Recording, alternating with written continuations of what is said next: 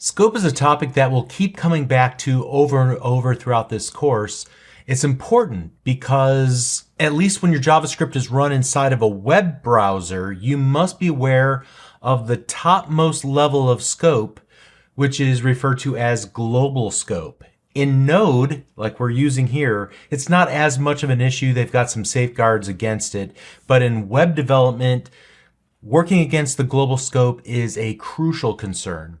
A lot of consternation and consequently a lot of effort has been exerted to preach that declaring variables at the global scope is a bad idea. So you would never want to do something. Let me create a new file here.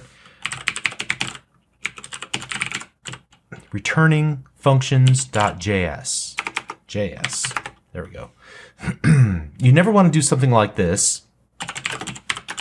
Note the use of the var keyword.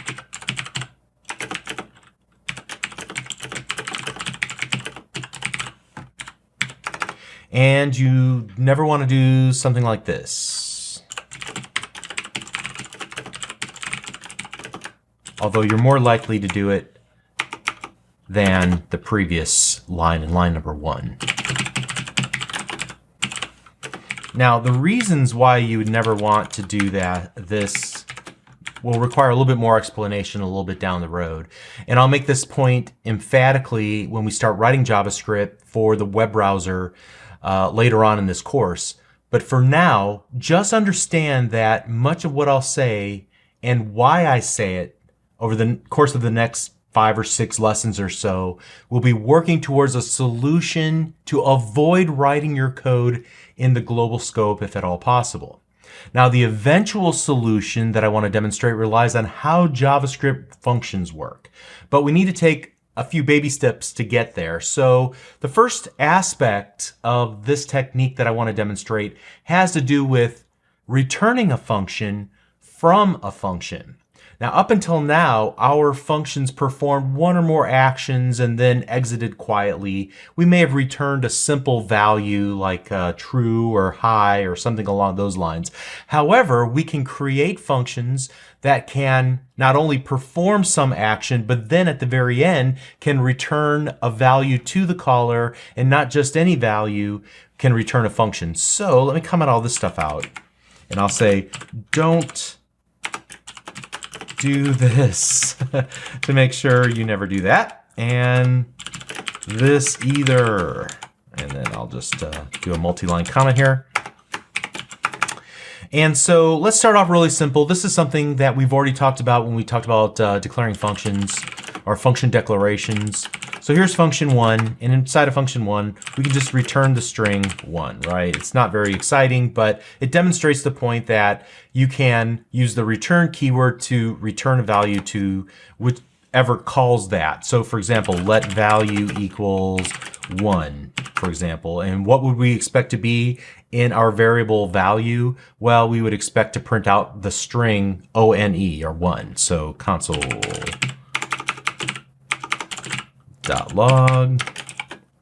and value, like so. And just to see this working, let's go ahead, say node, and then returning functions. And we see it returns here at the bottom of our screen the string 1 as we'd hoped. Now, we could also kind of paraphrase this, make this a little simpler by just doing it all in one line, right? So we could put the call to the function and not use a variable. We could just make the call to the function, which returns a string, and that returned value will automatically be passed into the console.log method. Let's save that. Hopefully that makes sense. And that's a common technique that we'll want to use. But things start to get a little bit more mind-bending when you start to think of a function as just another data type in JavaScript. So, for example, let's go back to this. I'm going to copy this again. And then let's go console.log and then type of value. All right. And well, let's do this. Let's get rid of the method invocation operator. So now we're just setting a reference called value to our function 1. Let's see what we get. And you can see the type is function. So let's think about all the data types we know about now. We know about string, we know about number, we know about Boolean, we know about undefined, and we know about function, right? And we're going to learn a couple more before this is all said and done. But at any rate, notice here again, in fact, we could even do this a little bit differently. I may have muddied the waters by introducing a variable. Let's just do that instead. And we should get the same result. All right. So I guess the heart of the matter here is that we can get a reference to a function, and we can store that reference to the function out in a variable, which means we could also do something like this. So now we have a reference to the function. We can call the function using the method invocation or the function invocation operator. So let's go ahead and run it. Whoops. I guess we need to actually then go console.log. There we go. Now we're getting somewhere. There we go. Okay. So hopefully that makes sense. I just have a variable pointing to the function, and then now that I have a variable pointing to the function, I can execute the function by just using that variable with our method invocation operator, right? All right. Hopefully you're still with me so far. Hopefully this isn't too mind-bending. Let's continue on here. So since a function is just a data type like any other data type that we've learned about so far, our functions could return a function because we're just returning a value, right? And that value can be any type. So in other words, let's do this. Function2. And here we're going to do return a function. Now this is a function expression inside of a function declaration, right? And here console.log and 2, like so. And then do something like let my function equal 2. Now what gets returned to my function? It'll be this inner function expression. So I should be able to do something like my function with the method invocation operators. And let's see what we get. And we get the value 2 like we'd hoped. All right. So hopefully you can see here we're using the return keyword to return a function expression. We get a reference to that function expression by calling the outer function declaration. Now we have a function in hand, or reference to that function, this inner function right here, and we merely invoke it. Hopefully all that makes sense. And we might be able to do this a little bit differently. Let's try just a slightly different tact.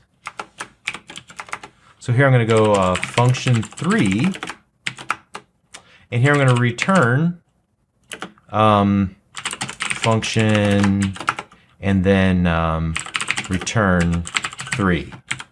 All right. Oops, let me spell return correctly. All right, so in this case, I'm returning a function that returns a string. So I should be able to do something like console.log, and then I'm going to call 3. What do I get back from that? I should get back a function.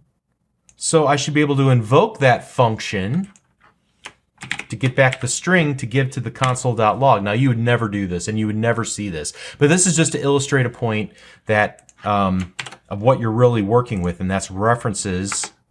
Whoops, let's actually execute it. There we go, 3. What you're working with here are references to functions that can return references to other things and maybe even other functions, right? So again, that last one's pretty far-fetched. You probably never do that. But the fact is that what gets returned from our 3 function declaration is a function, and then it can be invoked with the function invocation operator here, the second set of inner parentheses right there. All right. So on the surface, this might not seem like a very significant development in our JavaScript journey, but nothing actually could be further from the truth, because this is actually a huge step towards moving our code out of the global namespace like I talked about at the beginning of this video. But to complete the story, again, we have several more baby steps to go. We're going to need to step away from functions for a little bit and come back to them once we've learned a little bit more about arrays and objects specifically. All right, so just keep this thought in mind and we'll continue on. You're doing great. Hang in there. We'll see you in the next video. Thanks.